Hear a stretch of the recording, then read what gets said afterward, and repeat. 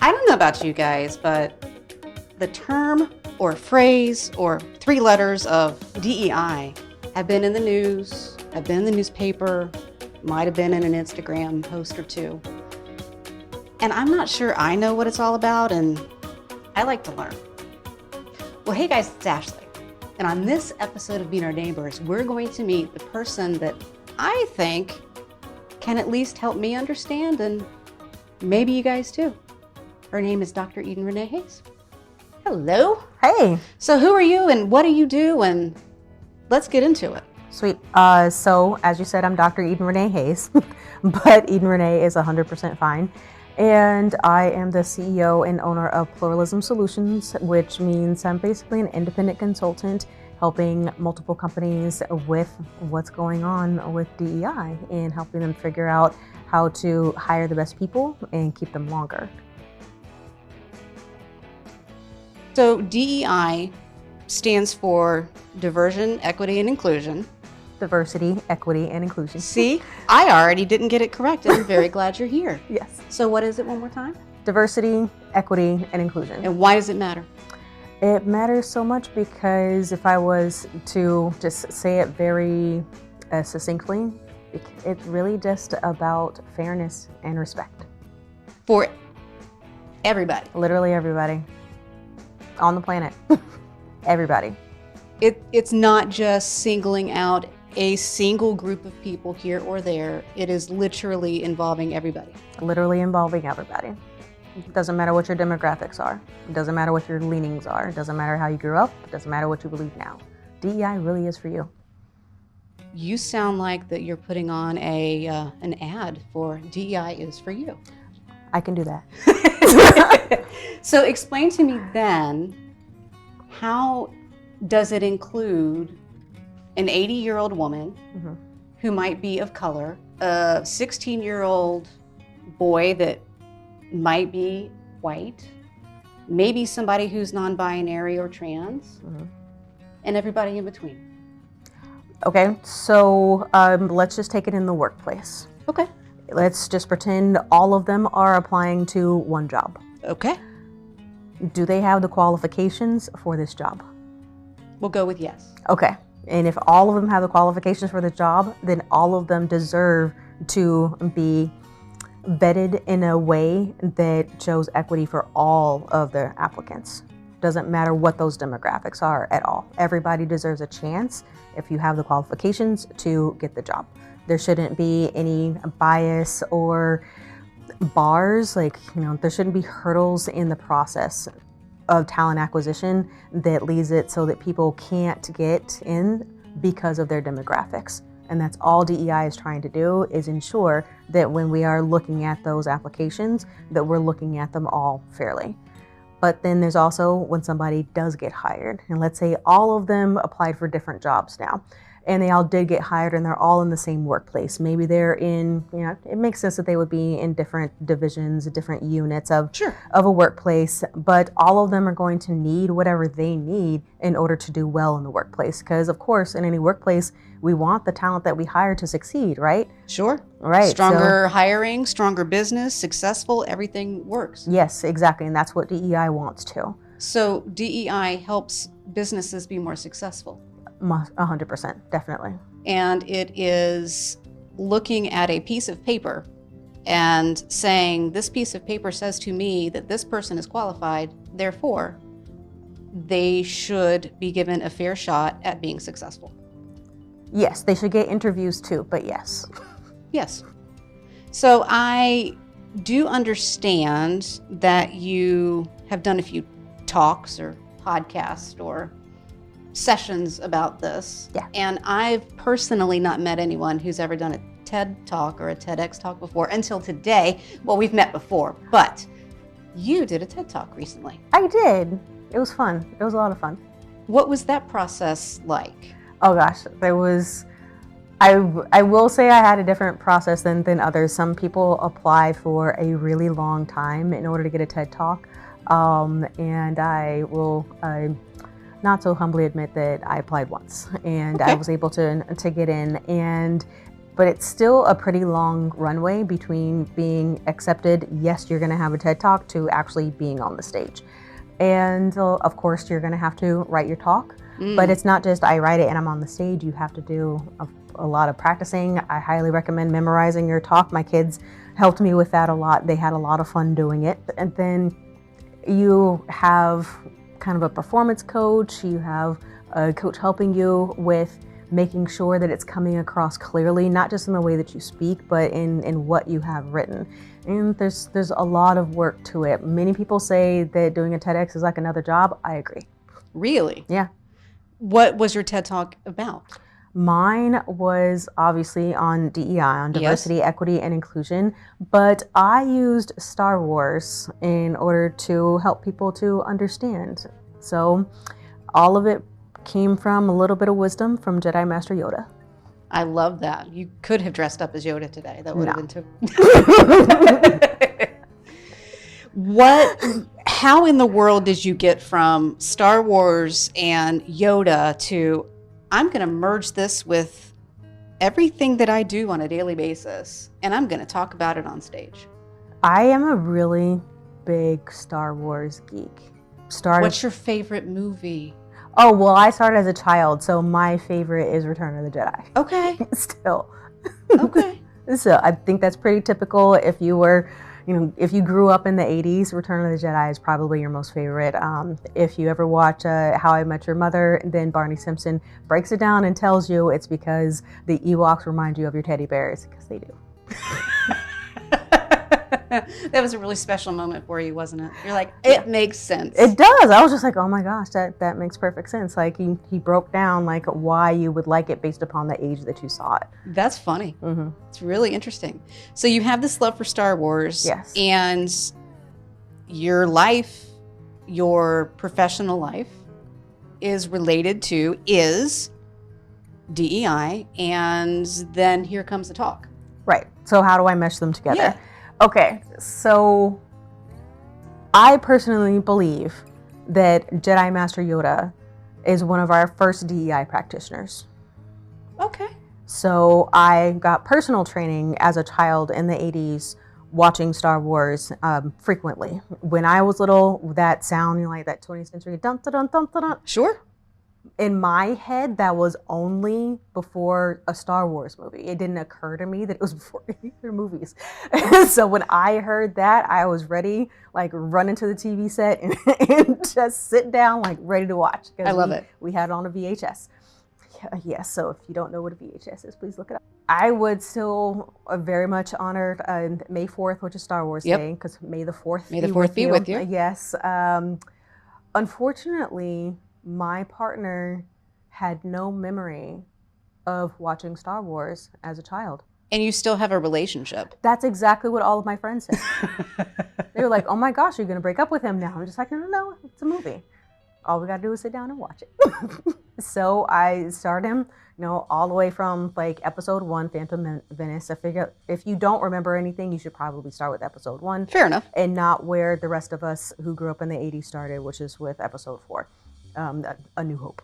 But basically, even though I had watched it so often and I knew that I loved it so much, because that was a way for me as a little black girl in the 80s to see diversity that I did not see in my daily life or on television, because on TV, people who look like me were the best friend and there was only one allowed on any show. Or they were some enemy or some type of evildoer in some way. So in Star Wars and other sci-fi movies, everybody was from another planet, another world, another culture. So I knew that that's what informed me in what I do, but rewatching it next to someone who had no memory of ever watching it at all gave me a completely different perspective. I whipped out my cell phone and was just like, oh my gosh, this is spot on, exactly what we're always trying to teach. Like, see, if you watch my talk, one of the things that Yoda says is, judge me by my size, do you?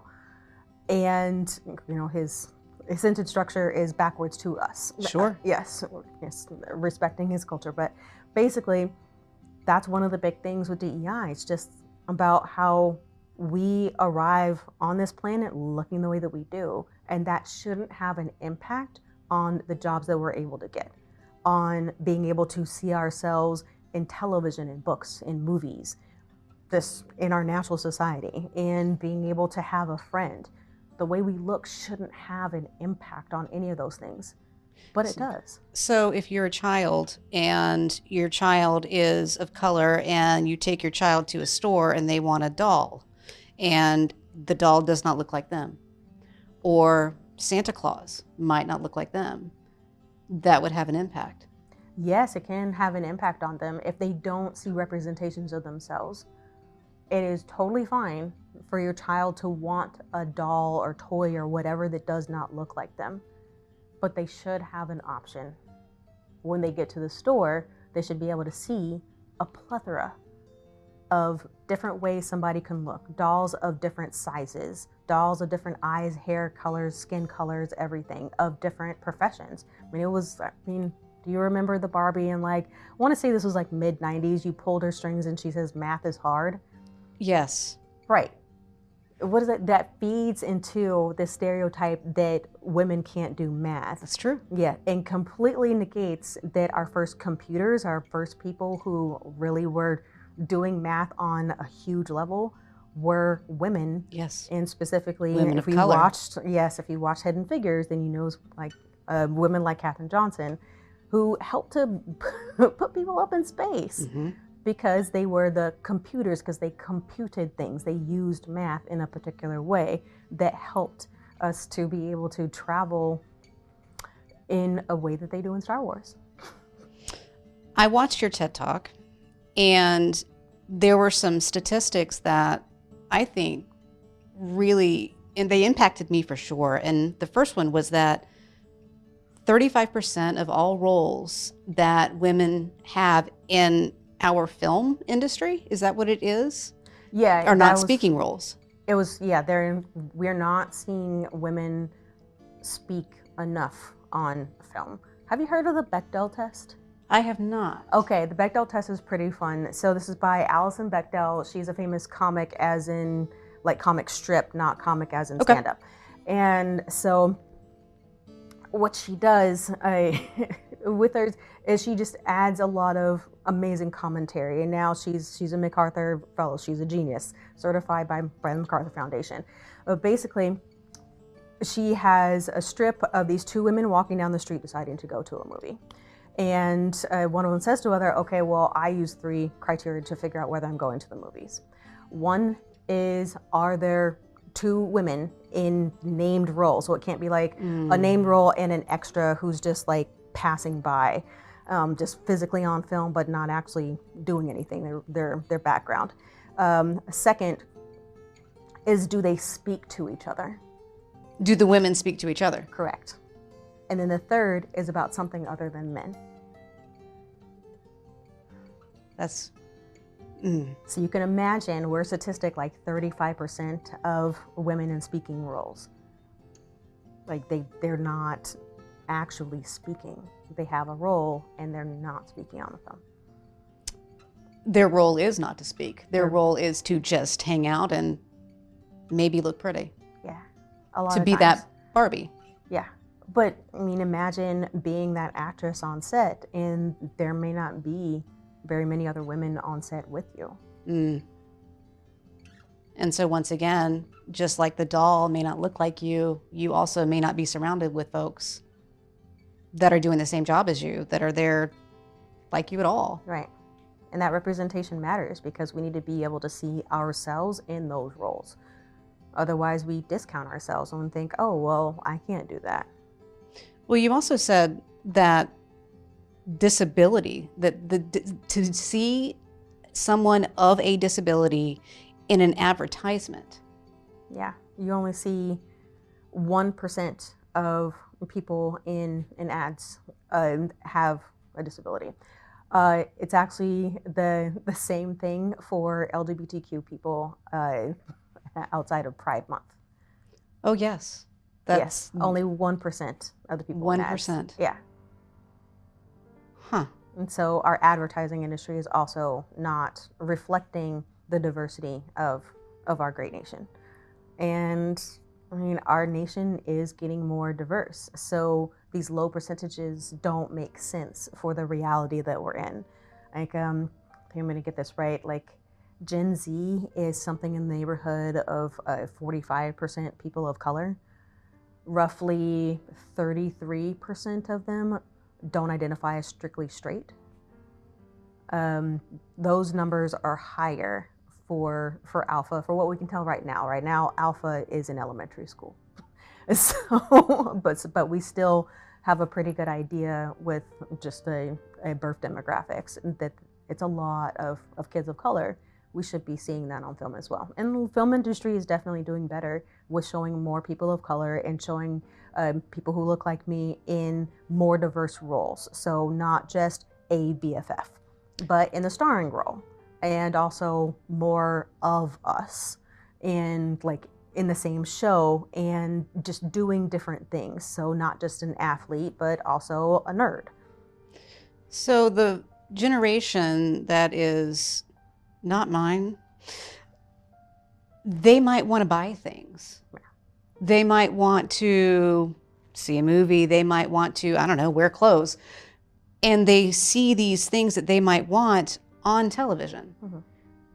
So it really is an benefit to the economy to highlight everybody that's here. Yeah. That seems so simple. Yeah, that's very, very true. It is actually pretty simple, and study after study really does show exactly that diversity, equity, and inclusion are phenomenal for business, excellent for your bottom line. How do you know so much about all of this in the first place? Yes, we've established you're a woman of color. I don't think that you had a card that you were handed when you were born that says, and now you are an expert. No, I'm pretty sure when I was born, I wouldn't have been able to read the card if I was given it. Oh. Yeah, so basically, no, I learned. So I do have a PhD in social psychology. Social psychology is focused on the person and the situation, so people and culture, which makes social psychology pretty broad, which means we all have to specialize within. So my area in the field is called stereotyping and prejudice, but it's not fully descriptive of everything that we talk about and think about within it, but it pretty much boils down to diversity, equity, and inclusion. Did you have to specify a certain time period, or because that's very, very broad? It is very broad. You do end up narrowing down more, and it's less about time period and more about the types of interactions or the demographics of people that you might want to study. However, it is also being a consultant, I read a lot of studies that really, really great agencies have come out with to show us what's going on. I mean, of course, you always want to be able to make a business case for why we should do something. It's Sure. not just about a moral imperative. But with DEI, it is both. Why do you think that DEI has been put into this box that is such a negative, and we need to get rid of it, because if we do, then there will be fairness? That what you're saying and what this is over here, these it's are like an oxymoron. It absolutely is. Like opposites. Yeah. Yes. Yeah, there's a lot of misconception out there. Is people focus a lot on the acronym DEI, okay, not realizing that it's not new. The idea of diversity, equity, inclusion, it's not something that just happened in 2020. It's been around for a long time, but it also has different iterations. When I was young and my mom was working, it was called a tolerance and sensitivity training. It wasn't called DEI then, but that doesn't mean it didn't exist. It was the same thing. It was the same ideas. But just like how people change, culture evolves, DEI has to evolve too, because that's what happens with culture. And that's what we're trying to do, is trying to think about how is it that we can do our best job to support all the people that are here. So in a country that says, bring me all of your poor, bring me all of your hungry, everybody Mm-hmm. in a capitalistic society where the bottom line matters, this is something that really is important and is a positive for our culture, for our economy, and just for everyday existence in between all of that. 100%. What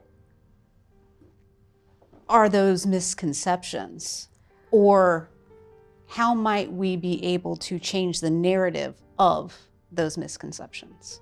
Okay, so let's start with the first part. What are the misconceptions? Sure. And one of the big ones is that DEI is racist. No. DEI is much bigger than race. That's one big misconception, is just focusing solely on race as if demographics aren't much more broad than that. Okay. So yes, DEI is about race, but that doesn't make it against white people or against any other group. DEI is also thinking about people who are of different age ranges, and right now we have 4 generations in the workplace at the same time. That's a lot. What does this mean for how we mentor? What does this mean for how we engage people? What does this mean for how we attract people to apply for our jobs in the first place? Or being forced into retirement at an older age. That too. Yes. How do we support people? I know one company right now that is thinking about menopause. How is it that we can support our staff, our talent around menopause? Like that. Wow. That's DEI too. DEI is also LGBTQIAP+ groups. What do they need?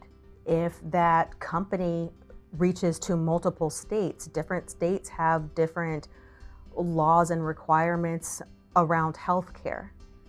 So how is it that they can put out, okay, if you're in this state, this is the type of healthcare that is allowed and provided. If you're in that state, this is the type of healthcare that's allowed and provided. These are the things that you need to know, because you are trans or non-binary and your healthcare needs look a little bit different than the next person. So that's DEI too. And there's also, of course, disabilities. Disabilities is very broad. Because we have to think about people who are neurodiverse, so they think differently than other people do.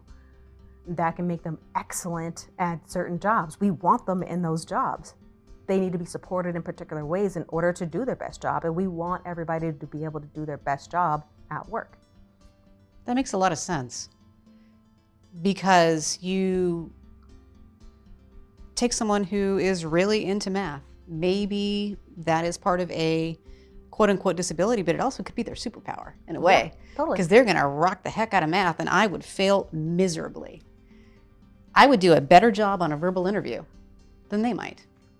And I would do a horrible job at that actual job than they would. Possibly. Neurodiverse people. Oh, I can show you. I'm not talking about everybody. I'm just talking about one person. Yes. I can show you my math scores and you would understand. Not good. Not good. Not my thing. But for me to be considered for that position over somebody else, that would be incredibly wrong. Yes, it would be, because we should be looking at the qualifications, and we should not be creating artificial barriers about demographics that have nothing to do with the job. What other misconceptions are there? Another one is that DEI is focused on hiring. A lot of the examples have to do with hiring. It's not just about hiring, it's about keeping employees. Which you want to do. You do want to do that because it's very expensive when you let go of an employee, whether you do it for reasons that you want to or reasons that you don't, or under duress or anything else. But when there's turnover, it's very costly to the organization, because you're paying somebody to be able to do their job and someone else's. You're pulling other people away from their jobs to focus on, like, okay, who are we going to hire to replace this person? And then when you replace that person, someone else has to train them. It's a lot cheaper to keep your people. I'm going to be a part of this ad now. I mean, my goodness, if you want to keep your people, if you want to have a good economy, if you want to have a happy company, yes, we need to have a DEI talk. Yes, we really do. We need to be talking about what's going on with how we can best engage our employees. And our employees are going to come from different backgrounds. And they're going to feel welcomed, and that's a gnarly idea. Yes, exactly. We want them to feel welcome. We want them to want to work here, because then they want to stay and they want to do their best job. And you want to be able to hire people of different perspectives, because that's where innovation comes from. If we don't think alike, then we can really attack those issues that the business is having problems with together in a way where we can see all the multiple angles where, well, I really like this initiative, but here's an area where we need to consider more before we get this out there. Here's an area where we can innovate in another way. Here's an area where, okay, maybe we can't do this, but another team can.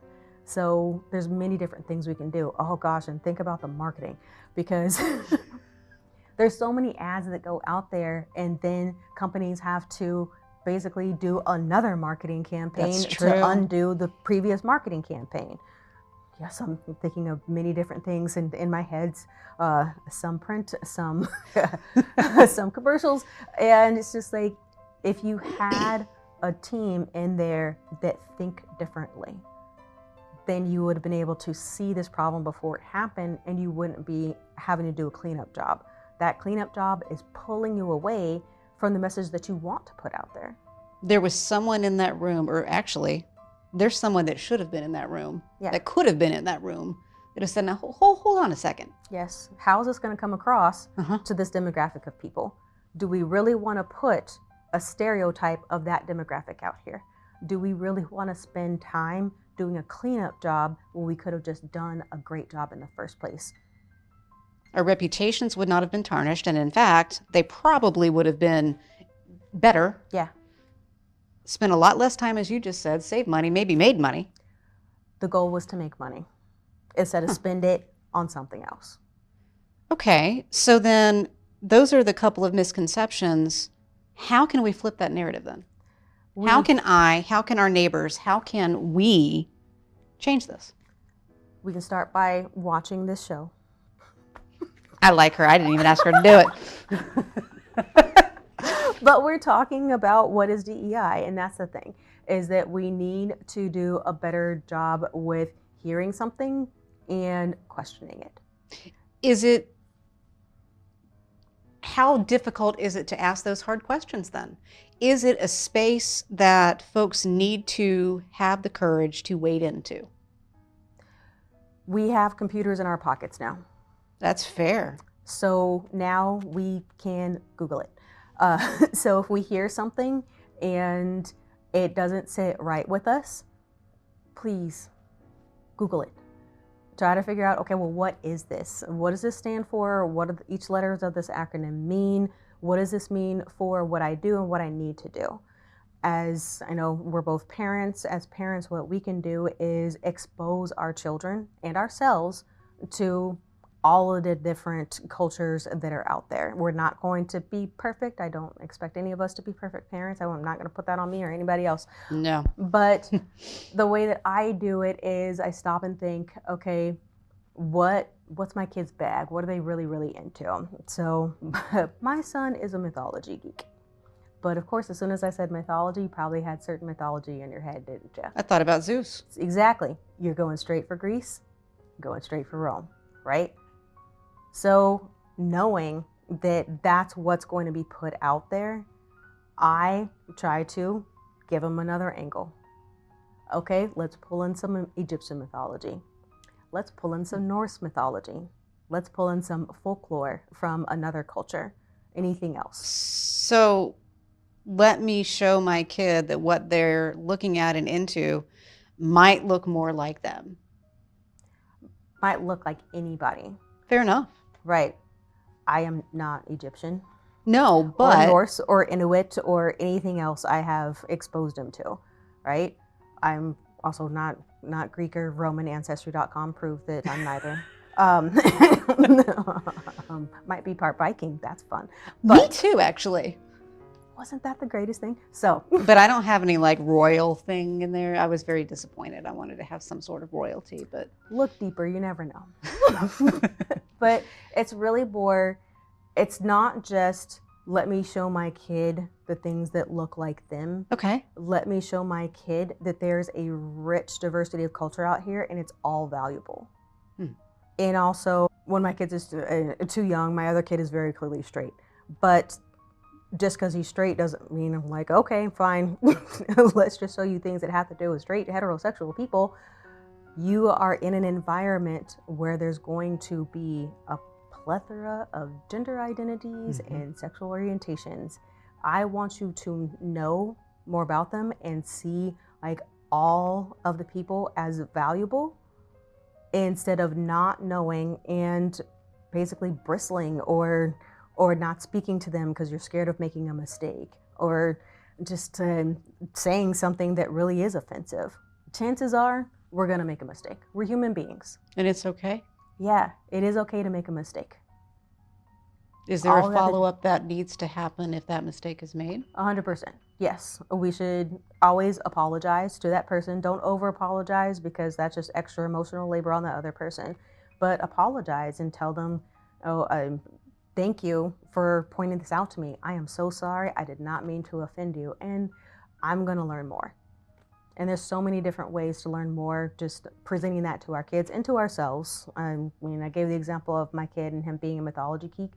I'm a sucker for historical fiction. That is a lot of the English throne. That's true. Yes. So I have to hunt and find other eras, other lands that give me that historical fiction, need that I have for my own brain that makes me feel good. So whatever your bag is, try to figure out how that's expressed in another culture and how you can get your hands on that book or that television show or that something. My son used to be super into Power Rangers. I'm like, okay, you like Power Rangers? Here's some Sailor Moon for you. Teams where it's all women, it's basically the same as Power Rangers, which is really Voltron. Just so that we're all clear on that. Try to find other ways to see the same things that you're already interested in anyway. And think about all those different demographics. You're in a podcast? Fine. Go find a podcast that's done by people of a demographic that you're not regularly exposed to. Does it ever get tiring to have to talk about this over and over and over again? Well, and you go home and you're a woman of color and you have kids that are growing up hearing all of this. Yeah. It is my passion, and I can always just say not right now. I can always go and binge watch something else. I can go meditate, get in some self-care. So I just always try to do something to take care of myself. And if I'm not in that headspace to talk about it right then I just give myself that grace to say, let's talk about this instead. Fair enough. And say, or probably give a couple of resources. If I don't want to talk about it in that moment, I can give someone some resources to where they can find out the answers that they're looking for and then pivot to talking about something else. Because you do have a business that does talk about talking Yes. about DEI. Yes. And is that just for corporations? Is that for anybody? No. Okay. Yeah. So just because you happen to live in Wayland, someone in California or Arizona or, I don't know, England, they could maybe go to a website and find out some resources and get in touch with an expert about all of this? Yeah, you can definitely find me very easily through my website, pluralismsolutions.com. And of course, you can always Google to find out more. Don't just trust Google only because we know the internet is not completely clean and fact checked. I don't know if you know this, but not everything online is true. Exactly. So I just want to point that out and to make sure that we're finding everything that we need and finding backup resources with that. But yeah, I do have clients in California. I almost had a client in England. That was fun. Yes, I've done a lot of work for Canada as well, lots and lots of different states. So yeah, and also not just corporations, K-12, higher ed, hospitals, which are technically nonprofits. Yeah. You're here to talk. I'm here to talk. I'm here to help. I just want to support people because for me, it's all about helping us to be the humans that we want to be. So I refuse to believe that we want to be unkind and mean to people that I don't think people want to be biased. I just refuse to believe that. That's true, because we're taught as kids to hold the door open for people. Yeah. I mean, that's just a basic thing that we're taught, to say thank you and please, and we're not taught to be anything other than that. Those are our manners. Yeah, we're taught to be kind, we're taught to be good, and we want to be good people. That's part of our brain. It wants us to think of ourselves as a good person. That's probably where some of the defensiveness around DEI can come as well. Like when someone makes a mistake, for example, and they're like, oh no, you don't know where my heart is. You don't know where I volunteered or where I put my money. And instead, when someone points out something to us like that, instead of getting defensive, we should be stopping and thinking, this person wants to maintain our positive relationship, whether that's a working relationship or a friendship or just acquaintances. It's giving grace. Yes, the person is trying to say, I know you don't want to come across like this. You're not going to know how you come across unless someone says something to you. We can check ourselves too, but if you offended somebody and it looks like you don't know that you offended someone and someone says something, have grace for yourself and thank that person too. Forgive yourself.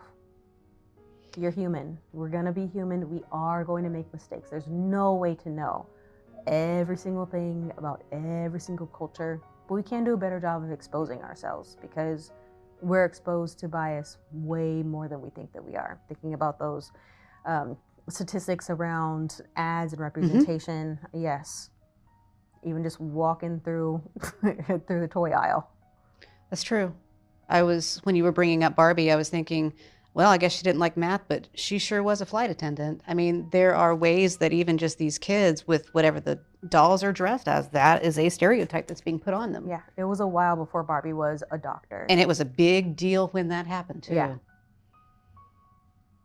What is something about DEI that I haven't asked that you want to just say?